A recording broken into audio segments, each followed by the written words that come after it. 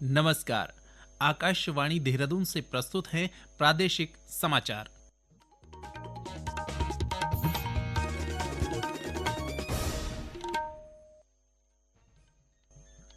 पहले मुख्य समाचार।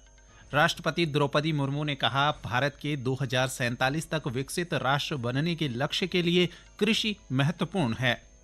खेल मंत्री रेखा आर्य ने केंद्रीय खेल मंत्री से योगासन, मलखंब और कराटे को राष्ट्रीय खेलों में शामिल करने का आग्रह किया।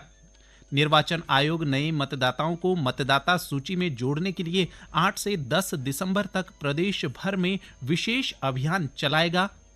और प्रधानमंत्री आवास योजना के तहत प्रदेश में 16,000 आवासों का निर्माण कार्य जारी।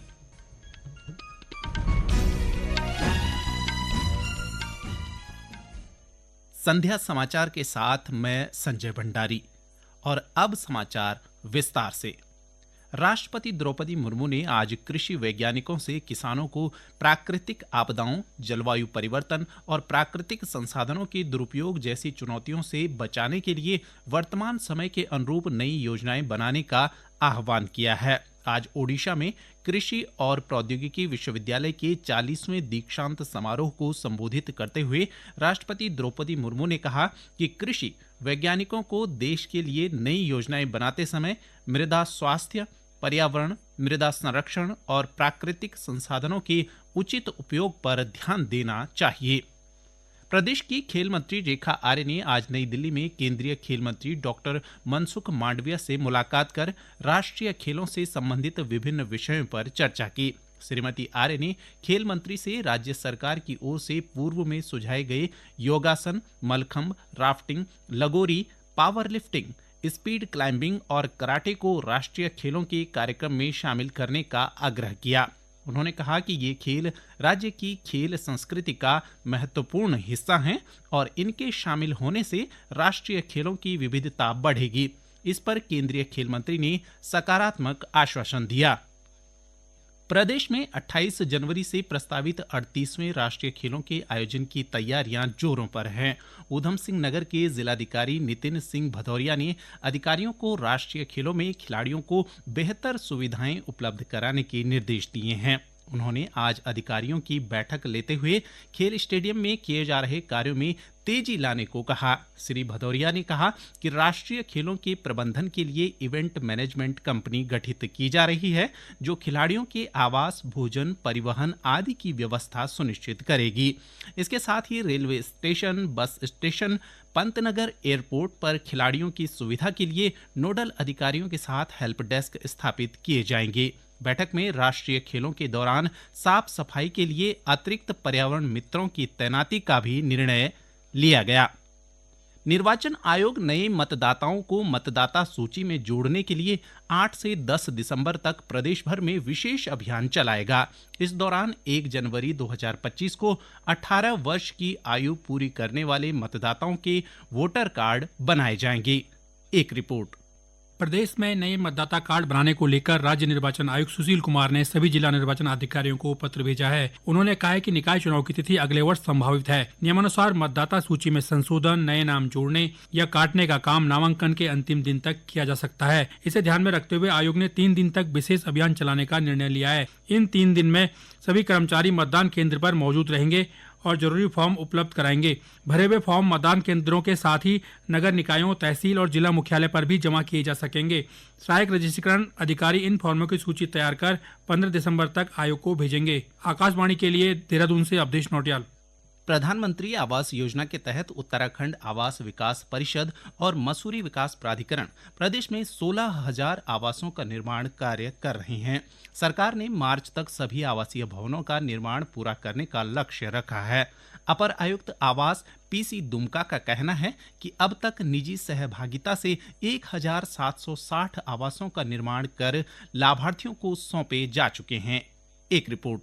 योजना के तहत निजी निवेशक 6 लाख रुपए की लागत से 2 कमरे, किचन और शौचालय जैसी सुविधाओं से युक्त घर तैयार करता है, जिसमें से उन्हें केंद्र और राज्य सरकार की विभिन्न योजनाओं से 3.5 लाख रुपए मिलते हैं। इस तरह लाभार्थी को महज 2.5 लाख रुपए की लागत में आसान होम लोन के जरिए घर मिल जाता है। इसमें जमीन सहित निर्माण का समस्त खर्च निजी निवेशक द्वारा उठाया जाता है। योजना के तहत 3 लाख रुपए से कम सालाना आय वर्ग वाले आवासीन परिवार पात्र होते हैं। साथ ही पात्र परिवार का 15 जून 2015 से पहले उत्तराखंड का निवासी होना भी जरूरी है। आकाशवाणी समाचार के लिए देहरादून से अवधेश नोटियाल की रिपोर्ट।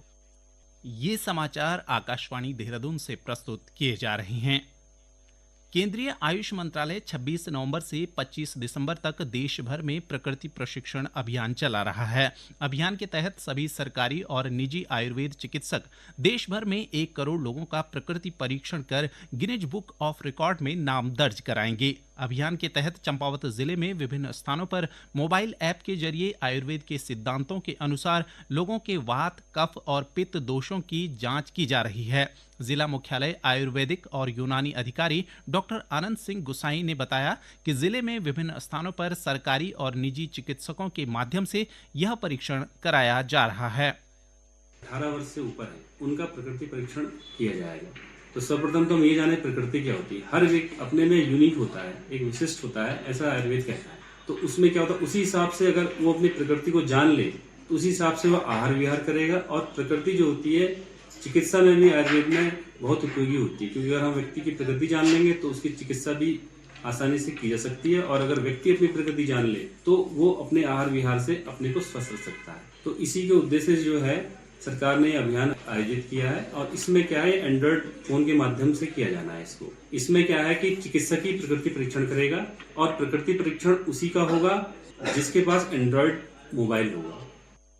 हरिद्वार जिले में सेवा के अधिकार के तहत अब स्थानीय लोगों के विभिन्न प्रमाण पत्र आसानी से बनाए जा रहे हैं। मुख्यमंत्री पुष्कर सिंह धामी के निर्देश के बाद विभागों में पारदर्शिता का असर जिले में भी देखने लगा है। सरकारी स्तर पर बनने वाले प्रमाण पत्रों के निजी साइबर कैफे पर उपलब्ध होने से लोगों के समय में बचत होने के साथ ही उन्हें भ्रष्टाचार से भी मुक्ति मिल रही है। हरिद्वार जिले से तहसीलदार प्रियंका रानी का कहना है कि नियमों के तहत तहसील में भी विभिन्न प्रकार के प्रमाण पत्र बनाए जा रहे हैं।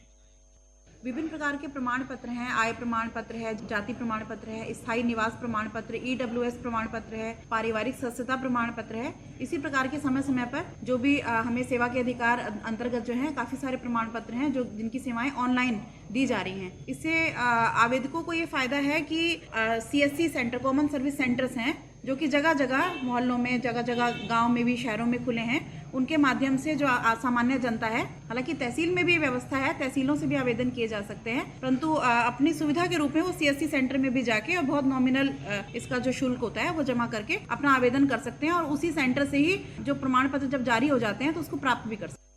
नैनीताल जिले में जमरानी बांध परियोजना का निर्माण कार्य जारी है। जिलाधिकारी वंदना ने आज निर्माणाधीन बांध का निरीक्षण किया और प्रभावित परिवारों से मुलाकात कर उनकी समस्याएं सुनी।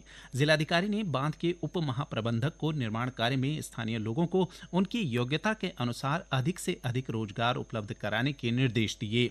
उन्होंने डूब क्षेत्र से बाहर रहने वाले परिवारों को विभिन्न विकास योजनाओं से लाभान्वित करने और उनके क्षेत्र के विकास के लिए विभिन्न विभागों की टीम गठित करने पर जोर दिया।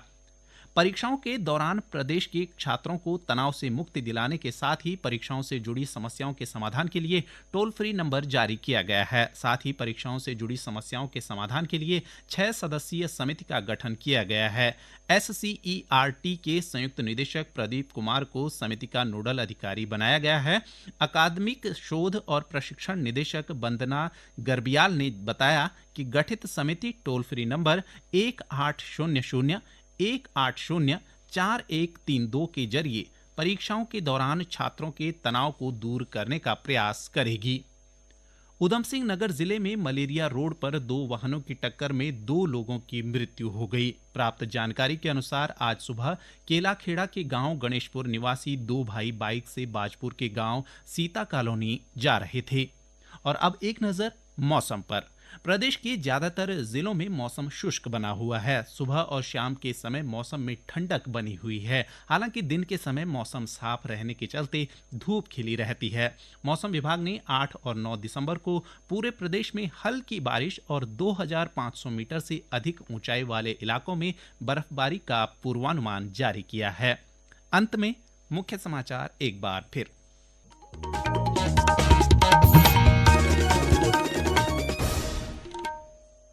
राष्ट्रपति द्रौपदी मुर्मू ने कहा, भारत के 2047 तक विकसित राष्ट्र बनने के लक्ष्य के लिए कृषि महत्वपूर्ण है।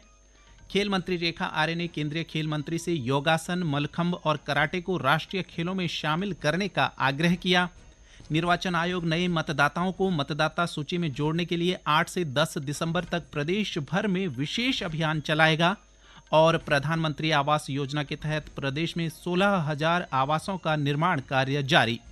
इसके साथ ही संध्या समाचार का ये अंक समाप्त हुआ। नमस्कार।